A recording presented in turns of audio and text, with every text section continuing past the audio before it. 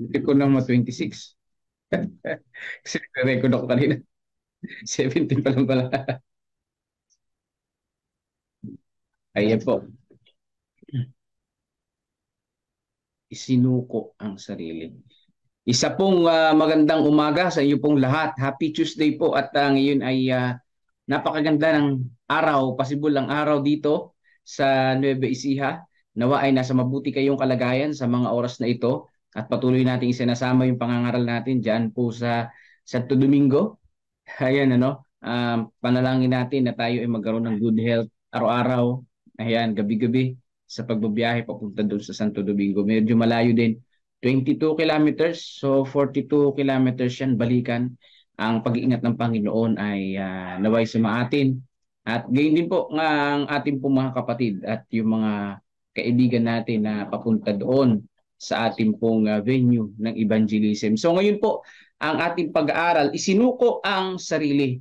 Yan. Kayo ba'y nakaranas na isinuko nyo ang sarili ninyo?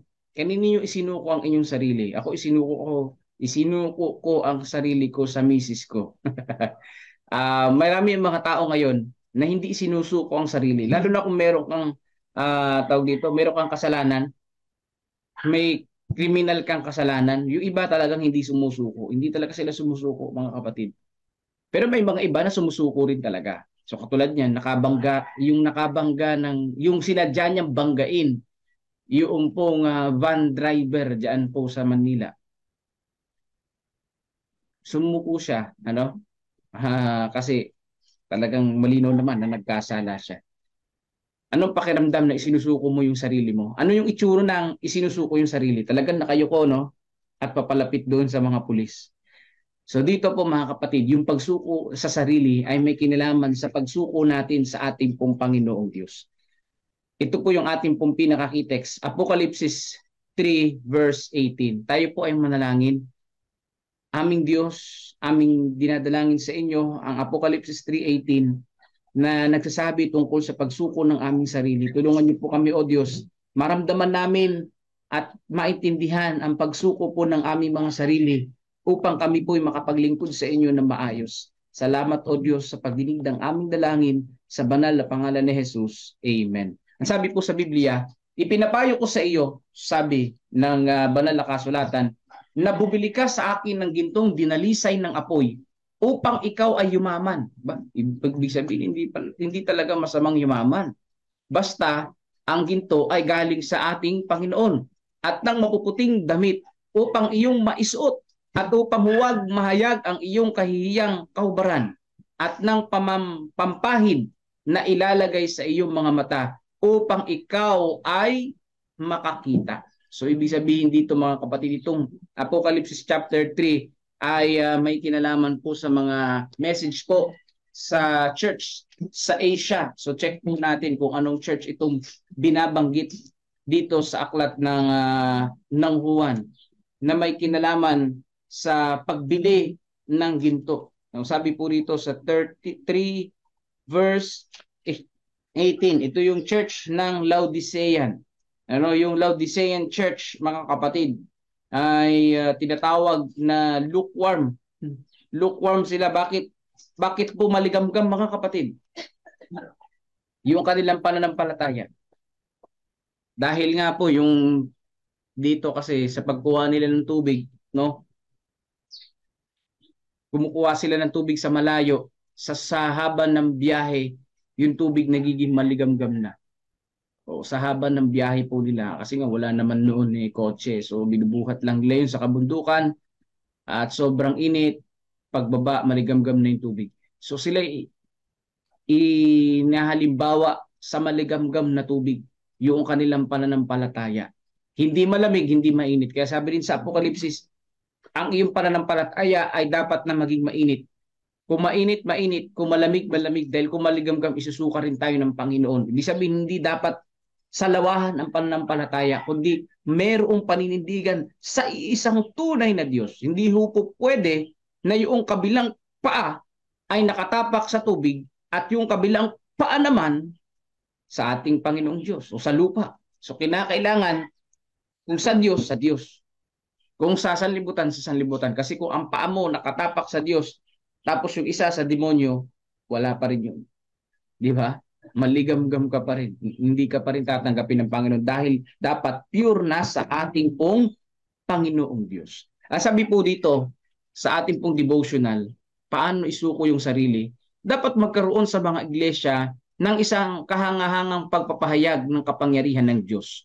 Ngunit hindi ito kikilos sa mga hindi nagpapakumbaba ng kanilang sarili sa harapan ng Panginoon. Ito po ay kadugtong din ng ating pong devotional noong October 8. Isinasantabi ang sarili. Ito naman, isinusuko ang sarili.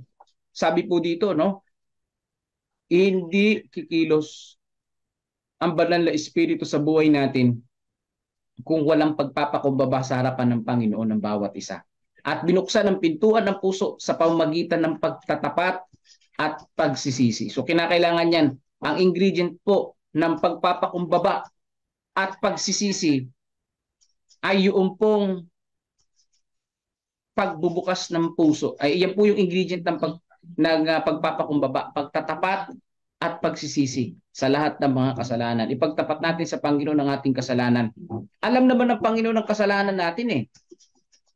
Pero kinakailangan ng Panginoon na makita sa atin, alam natin ang kasalanan natin, recognize natin at tanda natin itong ihingi ng tawad sa ating Panginoong Diyos. Wala naman tayo maitatago actually sa ating tagapagligtas, di ba? Ang gusto lang niya, talagang lumapit tayo ng kusa sa ating tagapagligtas. Hindi po automatic ang pagpapatawad ng Panginoon. Dapat inihingi mo ng tawad at ang Panginoong Diyos naman ay mapagpatawad eh. Sabi dito, sa pagpapahayag ng kapangyarihan ng inyong kapangyarihan ng iyon na naliliwanagan ang lupa ng kalwalatian ng Diyos, makikita lamang nila ang isang bagay na sa kanilang pagkabulag ay niisip nilang mapanganib. Isang bagay na pupukaw sa kanilang mga takot at ihahanda nila ang kanilang mga sarili na labanan ito. Sabi pa dito, dahil ang Panginoon ay hindi gumagawa ng ayon sa kanilang mga idea at mga inaasahan, sasalungat sila sa gawain. Bakit? Sinasabi nila, hindi ba namin makikilala ang Espiritu ng Diyos gayong napakaraming taon na kaming nasa gawain? So mga kapatid ko, no, sinasabi po sa ating devotional, sa pag-iisip pa lang natin, meron ng labanan, no? Meron ng labanan sa ating pong sa isipan kung isusuko ba natin ang ating sarili o hindi. So maingay yung mga aso natin. So sabi po dito, sa isipan pa lang may labanan na. Isusuko mo ba yung sarili mo o hindi? Yan. Ang kinakailangan dito mga kapatid, yung pong sarili, yung isipan po natin ay nakafix sa ating Panginoon, nakafocus sa ating Panginoon na talagang meron tayong desisyon na magkaroon ng pagpapakumbaba sa harapan ng Panginoon. Bakit? Hindi po natin makikilala ang banal na espiritu sa isipang dala-dalawa o sa isipang pabago-bago. Kailangan nakafix ito sa ating pong Panginoon. Ang sabi dito, marami ang mga taong nagsasabi na nasa gawain naman kami ng Panginoon. Nakikijoin naman kami sa Panginoon, sa gawain ng Panginoon. Hindi ba namin makikilala ang banal na espiritu sa ganoong paraan?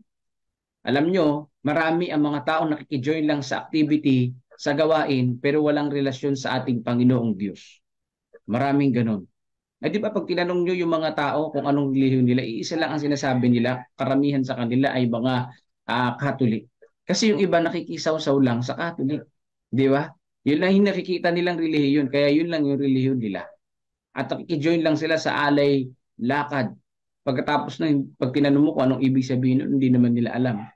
Kasi nga marami nakikijoin sa isang religious organization pero hindi naman talaga kilala ang Panginoon. Dahil ang tunay na pagkakilala sa Panginoon ay pagsuko sa sarili, pagtatapat at pagsisisi, pagpapakumbaba sa harapan ng Panginoon. Sabi dito, dahil hindi sila tumugon sa mga babala, sa mga pagsusumamo ng mga mensahe ng Diyos. So marami ang mga taong sumasama sa activity, sa church, pero hindi po tumugon sa pabala ng banal na kasulatan.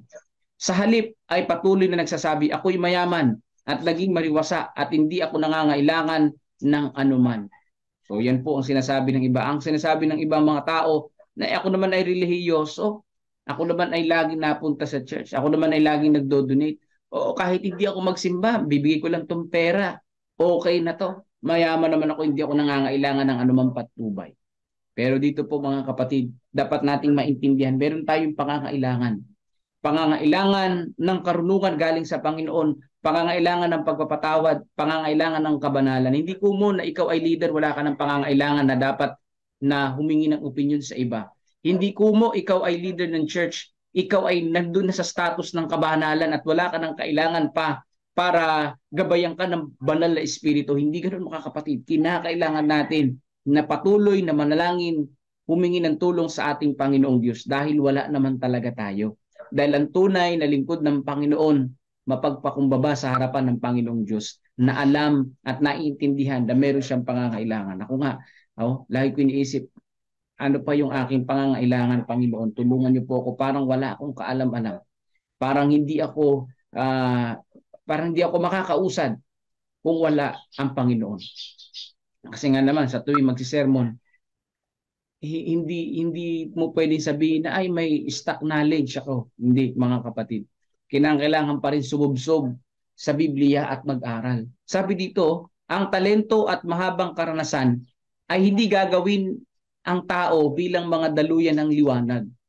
Maliban kung ilalagay nila ang kanilang mga sarili sa ilalim ng maliwanag na sinag ng araw ng katwiran at tinawag at pinili at inihanda sa pamamagitan ng pagkakaloob ng banal na espiritu. So nakita ko dito mga kapatid, hindi sa sarili natin tayo ay magkakaroon ng kabanalan. Hindi sa sarili natin. Kinakailangan talaga na isuko ang sarili. No, ipasa ilalim ng paggawa ng banal na espiritu ang ating buhay. Kasi kung sa ating sarili lang mga kapatid ay wala. Wala tayong magagawa kung sa sarili lang natin. Pero kung ang Panginoon ang mangunguna sa atin, ang Panginoon ang magbibigay sa atin ng karunungan, magpapasa ilalim tayo sa gawain ng Panginoon, sa kanyang kabanalan, tayo ay magiging lingkod ng Panginoon na tunay. No? Ibig sabihin, makakapaglingkod tayo ng maayos. Kapag ka talagang yung buhay natin, tunay na ibinigay natin sa Panginoon. Pero kung ang inaasahan mo lang talento mo, inaasahan mo lang sarili mong kagalingan, inaasahan mo lang ay ako talagang ganito ako. Wala mga kapatid. Kinakailangan talaga na ilalapit mo ang iyong sarili sa ating pong Panginoong Diyos. Kapag ang mga taong humahawak ng mga sagradong bagay ay magpapakumbaba ng kanilang sarili sa ilalim ng makapangyarihang kamay ng Diyos, itataas sila ng Panginoon. Kita nyo na? Kapag ka ang mapagkumbabang leader o mapagkumbabang tao ay talagang ipinasa ilalim nila ang kanilang sarili sa Panginoong Diyos. Anong sabi? Itataas sila ng Panginoon. Pero kung binubuhat mo yung sarili mong bangko, itinataas mo yung sarili mo, ay ako lang magaling dito, ako lang ang mahusay dito, hindi ko kailangan ng tulong ng kahit sinong tao, hindi ko kailangan tulong ng kahit ang Panginoon. Ay hindi ganun mga kapatid. Kinakailangan natin magpakumbaba sa harapan ng Panginoon kasi wala tayong magagawa kung wala naman ang ating tagapagligtas. Sabi dito, gagawin niya silang mga taong may pangunawa, mga taong mayaman sa biyaya ng kanyang espiritu. Saan daw tayo magiging mayaman? Sa biyaya ng kanyang espiritu. Ibig sabihin, no, mayaman tayo sa kabanalan, mayaman tayo sa spiritual na buhay.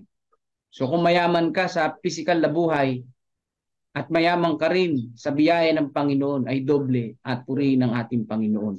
Kung ngayon nasasapatan ng ating pagkain, ang ating pangangailangan, purihin natin ang ating Panginoon. Nawa ay masapatan din at maging mayaman din tayo sa paggabay ng banal na espiritu sa ating pong buhay. Sabi dito, ang kanilang malakas at makasariling katangian ng karakter, ang kanilang katigasan ng ulo ay makikita sa liwanag na nagniningning mula sa liwanag ng mundo. Darating ako sa iyo at aalisin ko ang iyong ilawan mula sa kinalalagyan nito, malibang magsisika.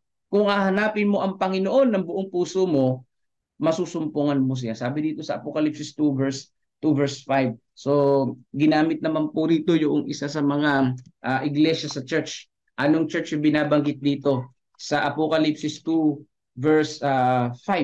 So, ang binabanggit naman dito ay yung pong church sa Efesos. Ano? Na yung pong Efesos, sabi dito sa verse 2, I know your works, your labor, your patience, and that you cannot bear those who are evil. And you have tasted those who say they are apostles and are not, and have found them liars. And you are persevere and have patience and have labored for my name's sake and not become weary. Nevertheless, I have this against you, that you have left your first love. So itong Ephesus, mga kapatid, ay talagang matindi sila sa paglilingkod sa Panginoon. Yung mga nag-apostasy, yung mga nagtuturo ng wrong doctrines, talagang kaya nilang alisin yun. Ibig sabihin, kaya nilang banggain yun. Kaya nilang madetect yun. Talagang matindi sila sa paglilingkod. Ang problema lang, nag-backslide sila sa Panginoon. Pwede pala yun, no? Habang ikay naglilingkod sa Panginoon, nagba-backslide ka. Bakit? Habang naglilingkod ka sa Panginoon, sa puso mo, nagrereklamo ka sa Panginoon, na sinasabi mo, Panginoon, naglilingkod naman ako sa Panginoon. Bakit ganito ang aking nararanasan? Di ba? May ganun palang pagkakataon. Katulad dito sa iglesia ng Efeso, ano? Naglilingkod sila sa Panginoon, pero backslide sila sa puso nila. Iniwan nila yung una nilang pag-ibig. Kaya sabi dito ng Panginoon, no, malibang magsisi ka, ay aalisin ko ang iyong ilawan. Ibig sabihin, yung liwanag na sa kanila ay daladala nila, aalisin nila yun. Aalisin yun ng Panginoon kung hindi sila magsisisi. Bakit? Sa puso nila, meron silang pagkakasala sa Panginoon. Alam mo yung gumagawa ka na may murmur sa Panginoong Diyos. Alam mo yung naguhugas ka na nga ng plato pero kinamumuhian mo yung nag-utos sa'yo. Parang ganun itong mga taga-Epeso. At nawa hindi natin ito maranasan, mga kapatid. Sabi dito, malapit na ang wakas. Wala tayong panahon na dapat sayangin. Totoo yun. Malapit na ang pagdating ng ating Panginoon, ng kawakasan ng mundo. Sasayangin ba natin yung mga pagkakataon na tayo ay lumago spiritually at makapaglingkod sa Kanya? Isang liwanag ang dapat sumikat mula sa bahay ng Diyos sa malinaw at natatanging mga sinag na dinadala sa Jesus sa harapan ng mga iglesia at sa harapan ng mundo. Biruin mo, mga kapatid, no? Dinadala si Jesus sa harapan ng mga iglesia, sa harapan ng mundo. Bakit? Marami ang mga taong merong church, merong relihiyon, pero walang Jesus sa buhay. Dahil marami ang mga taong nagsiselebrate ng birthday ni Jesus tuwing December, pero hindi naman si Jesus ang focus. Di ba? Pansin nyo? Marami ang mga taong nagsiselebrate kuno ng birthday ni Jesus pag December 25, pero hindi naman si Jesus talaga ang sineselebrate. Hindi naman talaga nakatuong kay Jesus at hindi naman talaga kilala si Jesus. Hindi nga kilala na si Jesus muling babalik para sa mundong ito, di ba? Kaya tayo, mga kapatid, no, huwag nating sayangin ang panahon. Saan man tayo naroroon ngayon, tayo ay mga lingkod ng Panginoong Diyos. Paano ka makapaglilingkod sa Panginoon? Isuko ang sarili sa ating Panginoong Diyos. Isuko ang sarili sa ating Panginoong Diyos. Bumili ng pananampalataya sa Panginoon. Ibig sabihin na bumili ay manampalataya.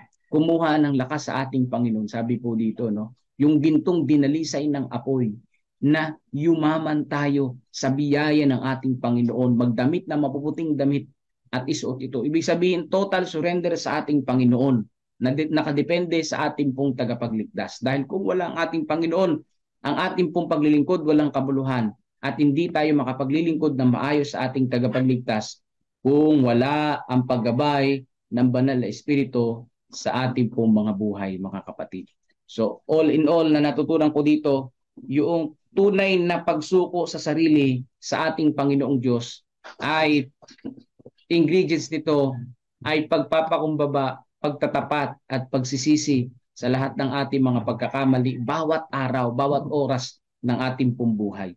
At nawa, hindi tayo malamon ng pagmamataas, hindi tayo malamon ng pagrereklamo sa Panginoon, kundi magpatuloy sa pananampalataya na may pagpapasalamat at papuri sa ating pong Panginoong Diyos. So muli po, magandang umaga po sa inyo pong lahat. Ang inyo pong mga prayer request ay kasama po sa aming panalangin.